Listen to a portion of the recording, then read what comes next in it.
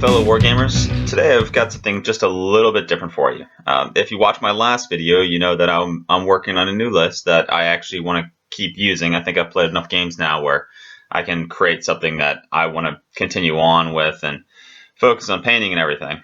So this is an episode about that and a little bit on my reasoning behind what I'm doing. So when I make these things, typically the first thing I go with is I look for and I figure out what the Lord character is in the army that I want to use. Sometimes I have a general idea. Maybe I'll build it around a monster or something like that. But in this case, it's definitely the Lord character. And I was really drawn to the Great Khan for a variety of reasons. The Shaman, although probably more useful over the span of 6 turns, because you've got the 6 magic phases. There's no guarantee the Great Khan will get into combat, but magic will be there every single round. Also, the magic defense is great with the Great Shaman. The problem with him is once you upgrade that level 4, and I really think getting 4 spells is very important, you're over 300 points. Even if you don't do the level 4 upgrade and you just go with the additional spell, it's still 300 points. Sorry, not over 400, over 300. Wow, my math is just not good right now. Anyway, so it's very, very expensive. That's without getting any sort of ward save or bonus or anything like that. The other issue is the leadership problem. I can give them whatever unit the Great Shaman would be a +1 leadership banner, and that would be leadership 9. And I could do the same thing for the Great Khan, makes the Great Khan leadership 10. I feel with leadership 9, you really want that BSB somewhere around, just with the army I want to build, which is going to be a lot of very small units all over the place. With the leadership 9, I feel you need the BSB. With the leadership 10, I feel I can get away without having the BSB, which is a huge point savings, because not only am I not paying for a Great Shaman, which will run me somewhere in the realm of 350 points once I kit it out and everything, I won't have to have a BSB, which is going to run me in the ballpark of 150. So right there, that would be 500 points, whereas the Great Khan, I could fully kit it out for 280, which I'm not going to do, but I can. And that's just much, much cheaper. Granted, it's a little less effective, but I can still have her fill a variety of roles in the army. Like I said before, she'll be deployed generally in the center of the army, which will give that leadership 10 bubble. And I want to give her the Kagadai's Maw, which will allow me to just murder monstrous cav, monstrous infantry, and monsters, whatever really gets in her way. Infantry, not so much. But I don't really want her to kill infantry. I'm actually planning on putting her in a small unit of Bruisers, who are strength 6. They've got the great weapons. They're not very good against killing infantry anyway. So I don't want her in a unit that's meant to kill infantry. I want her to murder monsters. I want her to murder big stuff. They're going to have to do flank charges anyway. It should keep people away from the unit. If they want to charge in, she's just going to kill it. Anyway, so yeah, no on the Great Shaman. Maybe some other time. I am still intrigued by the greater fire blessing, which would be pretty nice. But oh well, moving on. All right, so here we are with the hero slots. Like I said before, I don't want to go with BSB. I want to avoid doing that. I feel I can avoid doing that. It's less useful to have a BSB. I know what I could do with the BSB is I could break my army into 2 parts. On the left side, I could have the Khan. On the right side, I could have BSB, and I could effectively have very, very good leadership on both sides. But Ogre-based leadership is generally 8 across the board. Actually, I think it is 8 across the board, except for the Shaman over here.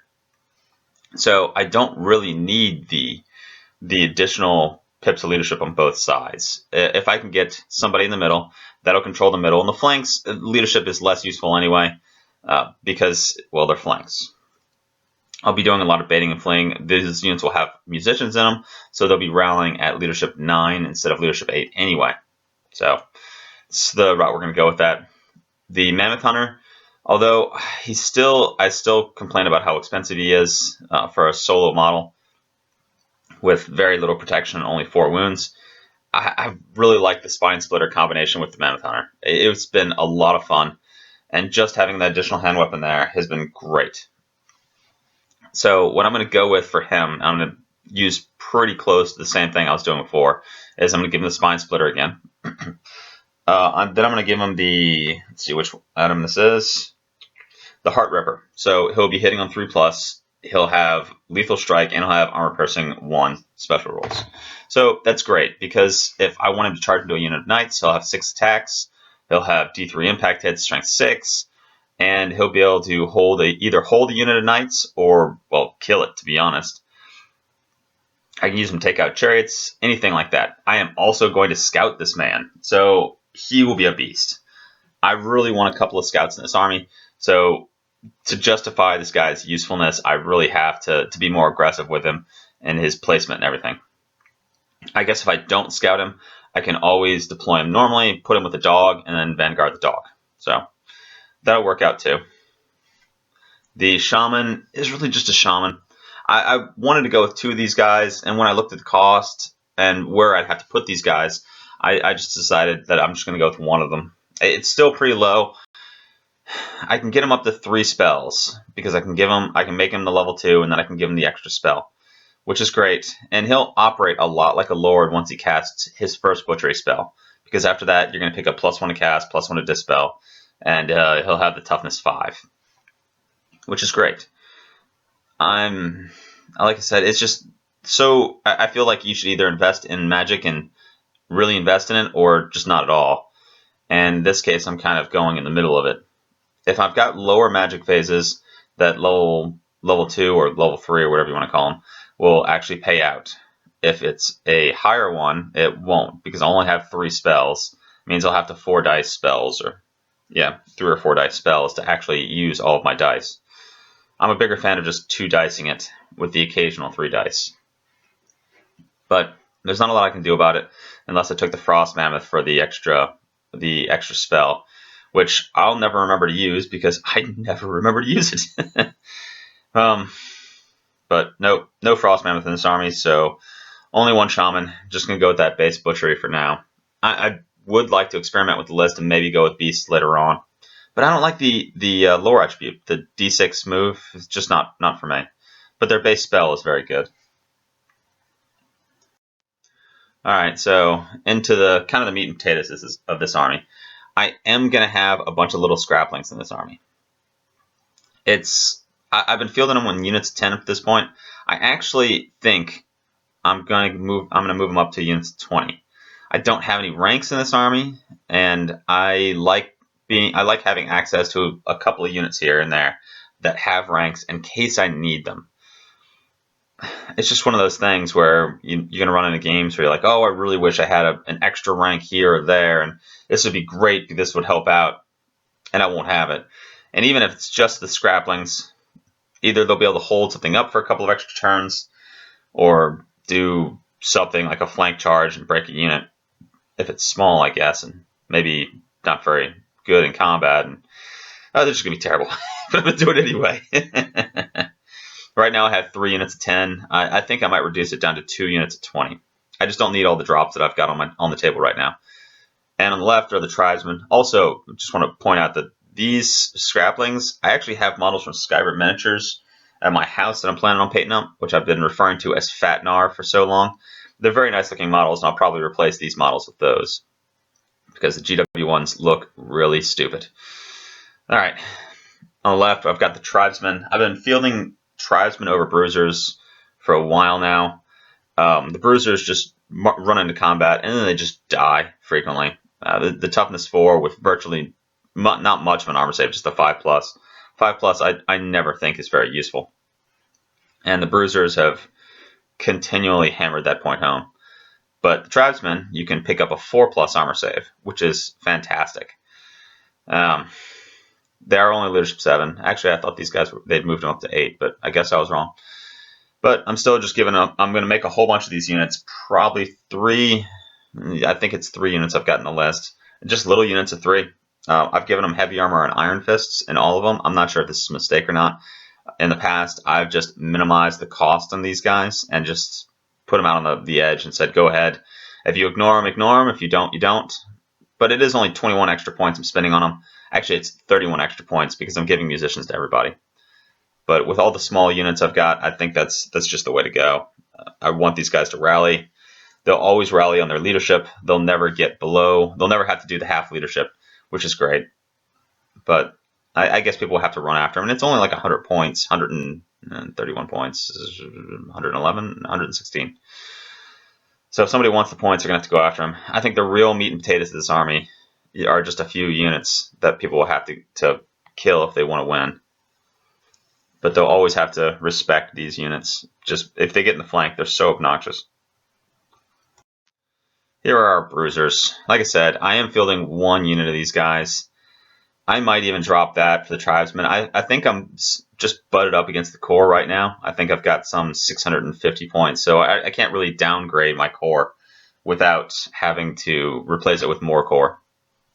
So it's not really, I don't have much of a reason to take these guys out of the list, and maybe the Strength 6 will be useful at some point. But this is where Demora is going to go. That's my Great Khan's name. And with the Strength 6, they should be able to kill off any chariot or monster that gets their way. I don't expect these guys to live much if they get into combat, because like I said before, the 5+ armor save, the Toughness 4 just doesn't do it. I mean, it's like murdering orcs, and you can murder orcs by the dozen. Oh well, I only have one unit of these guys, and like I said, that's where the Khan is going. And that banner is going to be the +1 leadership banner. Also, I do have Lookout Noblars on units like this. In that unit of Tribesmen, as well as this unit, I have a standard, and I have one unit with a standard and a Lookout Noblar, or Lookout Fraglin, or whatever they're calling it. A Lookout Scrapling, I guess. The reasoning for that is if a cannonball hits or something along those lines, it's got to kill one ogre before it'll make a difference. So I've got that one kind of get out of the way sort of deal before I've got to make a decision about either bailing the characters out and running them on their own, hiding behind a unit, or killing off whatever it is shooting at them. It's a way to play. It's not something that I'm afraid of doing. Typically, it takes a little bit of focus to get that one guy out of the way, especially with these guys who aren't going to be all the way up to the front initially. There's going to be some baiting and fleeing along the lines to free these guys into the army. And at that point, I've got the Ken Eaters to silence whatever's out there, as well as the scouting hunter or anything else that I might have in the list that might scout. So it should work out. Most of the time, you don't even use the lookout stuff. It's just every now and again you're like, oh, I'm glad I have it. So here, what I'm generally referring to as chaff units. They're probably not entirely chaff units. The saber-tooth tigers, or the dogs as I always refer to them as, are definitely chaff. I use these guys to get in the way all the time. Every now and again, I use them to take out war machines. Like I said before, if I hold the hunter back, I can vanguard one of these guys and I can slingshot the dog forward, take out a cannon or something along those lines. Ken Eaters are the same way. I was complaining in my last video about how I always ambush these guys, and I do quite frequently ambush them. It's not a good way of doing it. They don't have to ambush, and sometimes you just don't want things to ambush. You just want things along your line because they are unbreakable. They are toughness 5 with 4 wounds. They have 5+ regen. These guys are great for just getting into units, holding them up, and keeping them from moving for a very long time. Especially if it's your opponent's strength 3, bus unit of rat slaves or something like that, and you don't want to get in position. These guys can get in there, hold that unit, and it will never get in position. I really like the survivability of these guys. I think that's very important for the Ogre Khans. You just have to have something that's going to hold a couple units in place so that you can get your small units around to the right positions. And these guys do that job. On the other hand, if I don't need that job done, I can always just put them in a way of something really tough and kind of angle them so that if that unit wants to blow through, it's not going to hit anything. So I can use them just like chaff. Just like the dogs, and they're not going to hurt me too much. It's, 90 points, which isn't the end of the world. All right, so these are my flank units. Well, obviously the Bombardiers are not a flank unit. Originally, when I made this the list I'm working on, I had 2 units of Bombardiers, and this one I just have 1 because I cut it out for space. I use these guys in the flank. They're meant to kill chaff. The chaff that I don't want to get in my way. I want my chaff to get in my opponent's way. I don't want their chaff to get in my way. So the Bombardiers are great at killing chaff. With 4 of them, that's an average of 14 shots. It's 3, 4, yeah. That's 14 shots a turn. They're usually hitting, if I've done this right, they're hitting on 4s. So that should be 7 hits. That should either panic away a unit of dogs or pistoliers or whatever else gets in the way. It might kill them all off, but whatever. So it should be enough to do the job. Whereas the Yetis are going to be my real flanking unit. They're strength 5, their movement 7, the swift stride. It's really nice. I like how the Yetis work now. With leadership 8 is much better. Leadership 7 was abysmal, but they also have additional hand weapons, which is also great. So these guys actually can fight in combat a fair bit. The initiative is also very nice because they are effectively initiative 6, which will even murder most elves. I think the elves have a few initiative 6 units, but for the most part, they are initiative 5. So Yetis will just murder elves. Take that, elves. Let's see. Oh, they even cause fear. That's pretty good. I forgot they cause fear. I'm going to have to remember that in the future because that's an additional -1 to unit's leadership. Anyway, so I'm thinking about scouting the Yetis. I don't have scouts on them currently, but I have enough flexibility that I can do that. I only have 1 unit of them. It's a unit of 4. I could drop that down to a unit of 3, but I like the additional, I guess, pain these guys inflict. I'm willing to pay the 160 points for it. The scouts are nice. I'm not sure if I really want the skirmish. I like the 1 rank, but I'm not using the 1 rank all that often. Just frequently these guys get whittled down. The other issue is that when I get down to 1 guy, which happens frequently when you have so few models in all these units, I'll be down to half leadership, and that's leadership 4, which isn't great. But for now, we're going to run them like this and see how it goes. It hasn't bit me in the ass yet. All right, so with these armies, I've had success with the MSU in the past. It's just not the most success I've had is when I have an actual threatening unit in the army. Just having the bait and flee stuff is really tough to draw your opponents forward, especially since your opponents will be able to choose 1 unit and then say, "Yep, I'm gonna roll and I'm gonna choose that unit over there now," and then they have the choice between which one they actually want to pursue. So it's hard to control the flight, the actual direction now, whereas it's been easier in previous games. But once if you have units that are threatening the center, you can force your opponent to react to those units, and then you can start getting around the flanks with your smaller units. It's just something to hold stuff in place.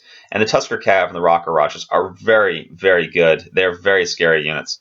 The Rock, or in my case, Rocky Barbacoa, is quite threatening. He has obliterated everything in his path. I actually did play a practice game for this army, and I didn't have my camera with me at the time. And Rocky Barbacoa just murdered a Gorgon, just charged in and wiped him off the face of the earth. He didn't even get to strike. That poor guy. And the Tusker Cav are very strong. The impact hits are very nice. These guys by themselves, each model is a mini chariot, and this is a unit of 4 of them. So both these units, if I have them kind of off center, my opponent will really have to worry about maneuvering around them, which should give me some space for the little units to operate. If they want to charge in and kill some of the little units, I will certainly countercharge with guys like this. And even though I've only got 1 unit of each, it's going to be pretty tough for my opponent to deal with. I think it can work out well. Toughness 5, toughness 6, 4+ armor, so 3+. They should be pretty survivable. It's going to take a lot of shooting for my opponents to get rid of these guys. But, that's a theory at least. Anyway. So this is the last slide that I have in this series. And this is a picture of Big Fat. Unfortunately, he's just not going to make it into my foreseeable battle report future. He's not swift stride. He's not stubborn. The -3 initiative sounds neat, but it's not all that neat. The Bruisers strike last. The Bombardiers strike last. Yetis will never need this ability. So really what I'm looking at is Mercenaries and the Tribesmen. The Mercenaries selectively will need it. It's really the Tribesmen, and I don't feel I have that many units of Tribesmen. They're not going to be hitting in the front for this to be that useful. They don't do that much damage. So I really wish this guy was more useful. If it didn't limit me to minimum of 1, if it went down to the initiative 0, it'd actually be a lot more useful because I could use him in combination with Bruisers, in combination with Bombardiers. So it'd be useful to my entire army. Whereas right now, he's just not that useful. And I'm not going to use the Mercenaries because they're just so expensive. They dish out a ton of pain, but they're really only toughness 4. They die just as fast as every other ogre. And if I've got something that's a small unit, I don't want my opponent to focus on them. They can focus on Rocky Barbacoa. They can focus on the Tuskers if they want to. Those guys are toughness 5 and 6. It's much harder to bring those guys down than it would be the Ogre Mercenaries, which wouldn't take all that much shooting to kill. So that's why he didn't make it into this list. He's not Rocky Barbacoa. is really it, which is a shame. I love the model. I love Frost Mammoths. I love the idea of Frost Mammoths with the ogres. That whole primordial thing. It's great. It appeals to me a lot. But I probably will. You'll see him in some of my larger games. I've got big games coming up and stuff like that. So he's definitely going to hit the table. He's not by any means retired forever. Just retired for my battle reports for a while. So I hope you enjoyed my rambling views on the new army that I'm making. And I'll see you next time. Hey, look, I just want to thank you for watching this video. I know you had your choice of YouTubers, yet you still chose to waste a few minutes on me. Hopefully, you enjoyed watching this as much as I enjoyed making it. And if you are so inclined, please like the video and subscribe to the channel. If you've got something on your mind, feel free to leave a comment in the comment section below. Thanks again, and hopefully I'll see you next time. Later.